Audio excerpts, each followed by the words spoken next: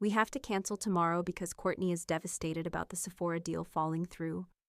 We need to hold space for her grief right now, so please understand." That was the text my mother sent me at 11:51 p.m., less than 24 hours before my 18th birthday party. This was not just any party. It was an event I had planned for 6 months and paid for entirely by myself. I did not cry, and I did not argue. I simply stood by the window and watched the catering van pull out of the driveway, realizing that the daughter they knew had just died. In her place, the architect of their destruction was born. To understand why I eventually burned it all down, you have to understand the structure of my family. We lived in a house in Buckhead, Atlanta that looked like a wedding cake, but felt like a cold museum. My parents, Jeffrey and Cynthia, did not raise children. They curated assets. My sister Courtney was the show pony, an influencer with bot followers and a personality that required high-speed internet to function. I was Morgan, the shadow manager of the household. Since I was 14, I was the one who balanced the household budget, because my father could not figure out how to use Excel. I ghostwrote Courtney's college essays because she could not spell empathy without spell check. I managed my mother's social calendar and my father's medication schedule. While Courtney received a monthly allowance of $6,500 to maintain her image, I received zero. I worked nights as a virtual assistant just to pay for my textbooks. When Courtney wanted $18,000 worth of Italian furniture, my mother called it an investment. When I asked for help with tuition, my father told me that struggle builds character. I stayed for so long because I believed my labor was the rent I had to pay to exist in their world. I thought if I made myself indispensable, they would finally see me. I was the load-bearing wall in their house of cards. For my 18th birthday, I did not ask them for anything. I saved every penny and invited the few people who actually saw me. It was supposed to be the one day I was not the fixer. But when Courtney lost a minor sponsorship worth $2,000, my milestone became collateral damage. They were not just canceling a party, they were confirming that my feelings were an inconvenience. The morning of my birthday, the house was quiet because they had taken Courtney to a spa retreat to help her process her trauma. They left a generic card on the counter with a $50 bill, like a tip for good service. I did not scream. I moved with surgical precision. I did not waste a single second on anger because I needed that energy for execution. Over the previous 6 months, I had been quietly moving my most precious belongings into a small storage unit, piece by piece, so they wouldn't notice anything missing. Now, while the house was empty, I finished the job. I packed my clothes, my laptop, my hard-earned diplomas, and the few sentimental items I had managed to hide from Courtney's constant envy. Before I walked out, I performed a digital purge. I wiped my laptop clean, removing every family budget spreadsheet, every password list, and the extensive contact databases I had built for my mother's social club. I was the only one who knew how the gears of this family turned, and I was taking the manual with me. I left the house key on the kitchen counter, right next to that insulting $50 bill. Beside it, I placed a single sheet of paper. It contained a list of every password I had changed that morning: banking, email, social media, and utilities. At the bottom, I wrote one final sentence: I am resigning from the position of daughter. I walked out the front door, locked it for the last time, and got into my car. As I drove away from the manicured lawns of Buckhead, I felt a strange lightness, as if gravity had suddenly released its hold on me.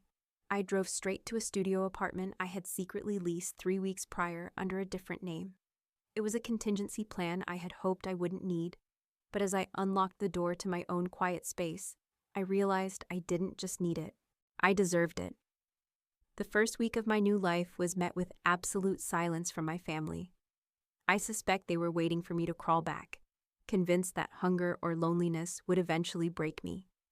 In their narrative, I was just an ungrateful child throwing a tantrum, and they expected me to fail because they had never bothered to notice that I was the only one actually succeeding. They gave it 7 days before the ecosystem I had maintained for years began to suffer a total system failure. It started with the small things. The high-speed fiber optic internet at the estate went down, and my father called me 3 times in a row. He didn't leave a message, but I knew he was staring at a router he didn't understand. unable to find the password or even remember the provider I negotiated with every year. 2 days later, the cracks widened even further. Courtney missed a high-profile brand trip to Tulum. For years, I had been her silent travel agent, tracking her flights, checking her in, and arranging her transportation. Without me, she showed up at the wrong terminal 3 hours late because she literally could not read a 24-hour clock. She left me a voicemail that was 90% screaming and 10% threats to sue me for sabotage. She didn't seem to realize that simply doing nothing isn't sabotage. It is just reality. Then came the biggest hit. My father missed a dinner with a potential angel investor worth $40 million. I used to sync his calendar and prep his briefing notes. Without me, he sat in his study drinking scotch while the investor waited alone at a steakhouse downtown. They didn't miss me. They missed the infrastructure. The voicemails began to shift in tone, moving from frustrated annoyance to a state of pure, unadulterated viciousness. My mother hissed into the phone that I was being incredibly selfish, claiming that the entire house was falling apart and demanding that I come home immediately to fix the mess. Watching them spiral from the quiet safety of my studio apartment, I realized something profound about the nature of their lifestyle. I used to think they were powerful, and I used to be intimidated by their wealth and the way they commanded attention in every room they entered. But I finally understood that what I was looking at was not real power. It was merely the illusion of power. In sociology, there is a clear distinction between being truly wealthy and simply performing wealth. My parents were performers, and their status was a result of cognitive dissonance, a massive gap between their reality and their self-image that could only be bridged by my constant and exhausting maintenance. They did not actually own their position in society. They rented it, and the rent was paid in debt, in favors, and in my invisible labor. Their entire lives were a carefully constructed stage set. From the front, it looked like a marble palace, but I was the one backstage holding up the plywood props and taping together the wiring to keep the lights from flickering. When you remove the stage manager, the audience finally sees that the castle is made of cardboard. They were not collapsing because of bad luck or my sudden absence. They were collapsing because without someone to constantly curate their reality, the truth of their incompetence was impossible to ignore. They were functionally bankrupt, not just financially, but in terms of basic human competence. For the first time in my life, I was not rushing to the stage to tape the set back together.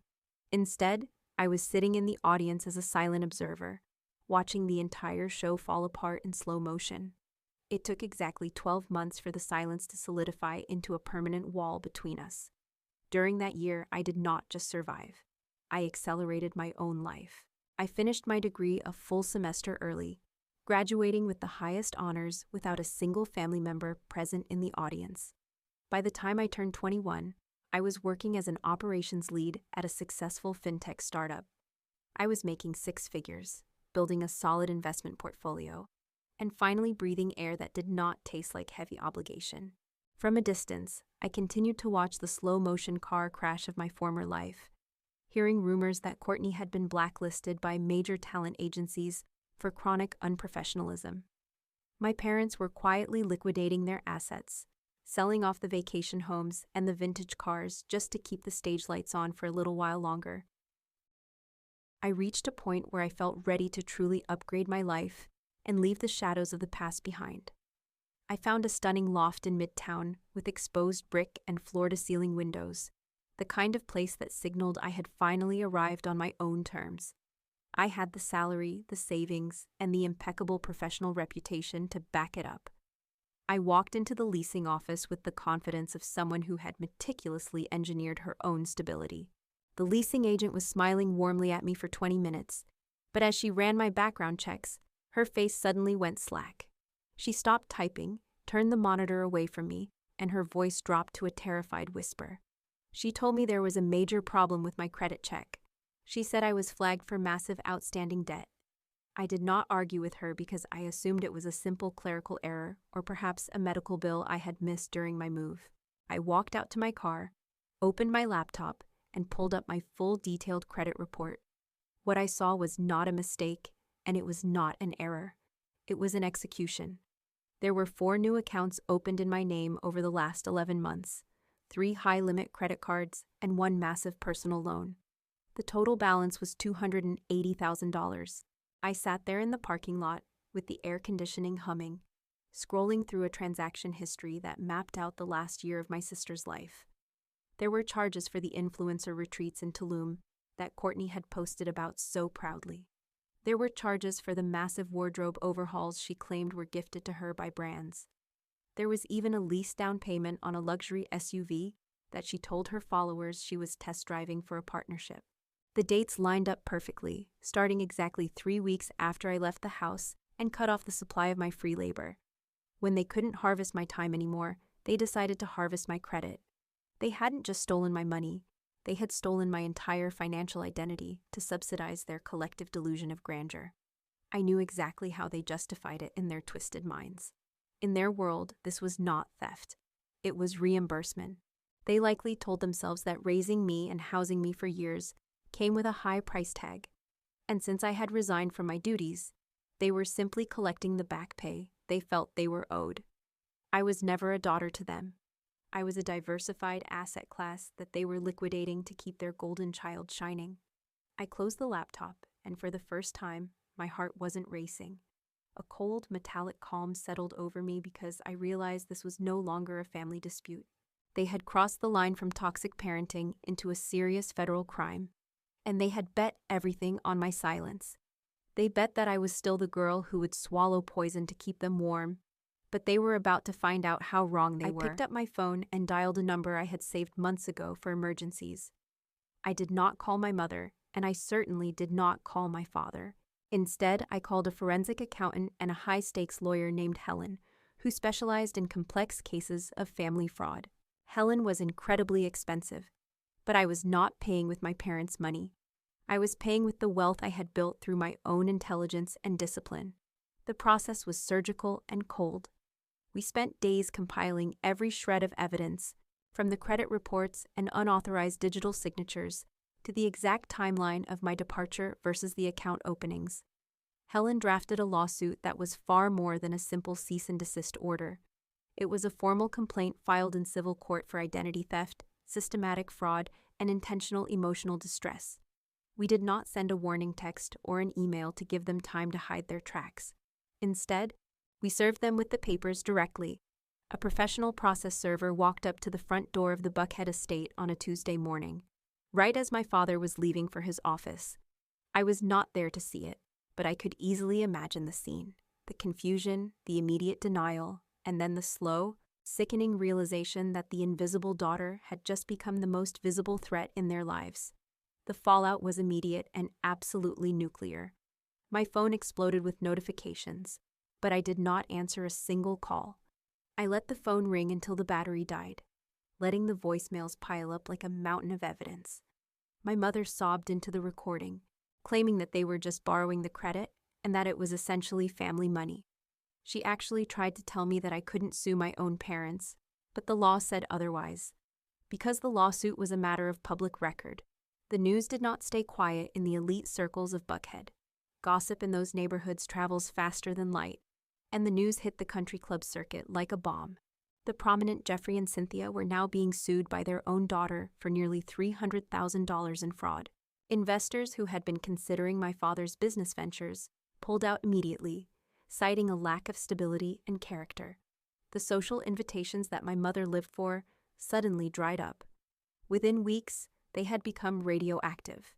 Their empire did not just crumble, it disintegrated from the inside out as the social and financial walls they had built over decades finally came crashing down.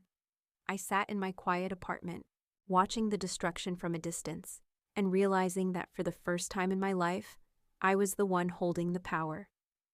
2 weeks after the lawsuit was filed, my building intercom buzzed.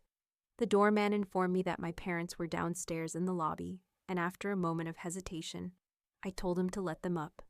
When they stepped into my loft, they looked like ghosts of the people I once knew. My father, who was usually so impeccably dressed and groomed, wore a suit that looked like he had slept in it for days. My mother's face was red and swollen from constant crying. Her perfectly curated appearance finally shattered. They stood in my new home, surrounded by the clear evidence of my independent success, and for the first time in my life, they looked incredibly small. My father began to speak, his voice cracking with a vulnerability I had never heard before. He begged me to drop the lawsuit, claiming that they would lose everything and that he could even face jail time for what they had done. I looked at them, really looked at them, and I realized I had imagined this moment 1,000 times. I had expected to feel a surge of anger or perhaps a sense of triumph. I thought seeing them crawl back and beg for mercy would feel like a grand victory. But standing there in my living room, watching them weep and tremble, I didn't feel triumphant at all. I felt a profound and quiet indifference. It was in that moment that I understood the piece of the scapegoat who has finally walked out of the wilderness. I realized that the opposite of love is not hate. It is indifference. Hate still requires energy, and it means they still have power over your emotions. Indifference means you are truly free. They were no longer the giants who controlled my world. They were just two desperate people who had made a series of terrible choices. I didn't feel the need to scream at them or remind them of all the times they had hurt me. Their current state was a much louder testimony to their failures than anything I could say. I let them talk until they ran out of breath and excuses. They tried to blame the economy. They tried to blame Courtney's needs. And they even tried to blame me for leaving them in a difficult position. But I simply waited for the silence to return to the room. I told them very calmly that I would not drop the lawsuit, because what they did was a crime that nearly destroyed my future. However, I told them I was willing to offer a settlement, provided they met every single one of my conditions without question. They looked up at me with a flicker of hope in their eyes, not realizing that the terms of their survival were about to be very expensive. The conditions I laid out were not up for negotiation, and the air in the room became incredibly cold as I spoke. I told my father that they would have to liquidate the Buckhead estate immediately.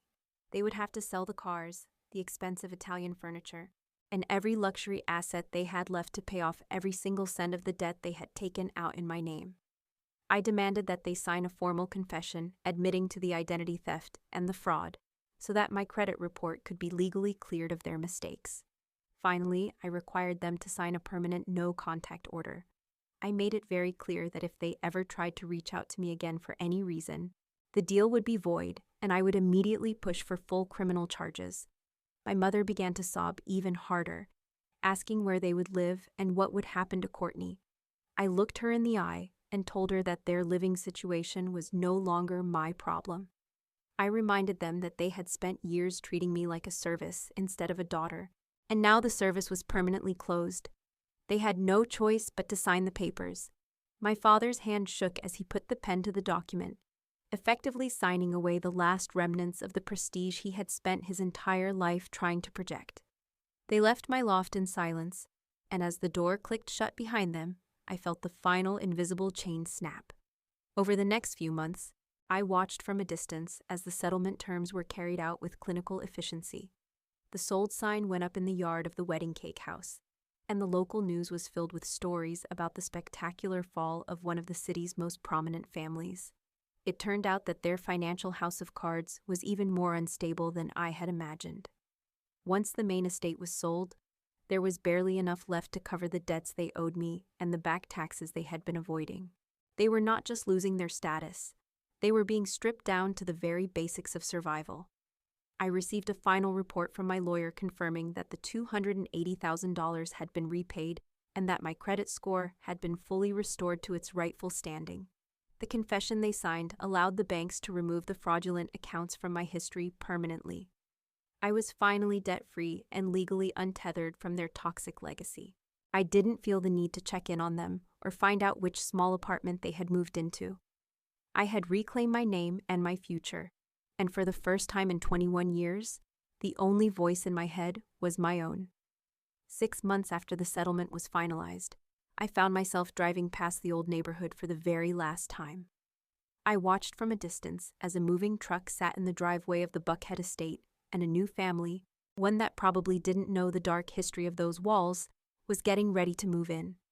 My parents were loading the last of their boxes into a rented U-Haul, looking tired and ordinary. Courtney was sitting on the curb, staring at her phone with a look of profound boredom, likely trying to find someone else to blame for her sudden lack of luxury. I didn't stop my car, I didn't wave, and I didn't feel the need to offer a parting word. I simply kept driving. My life now is unrecognizable compared to the one I left behind on my 18th birthday. My credit is perfect, my career in fintech is flourishing, and I have built a home that is filled with warmth and genuine respect, rather than performance and debt.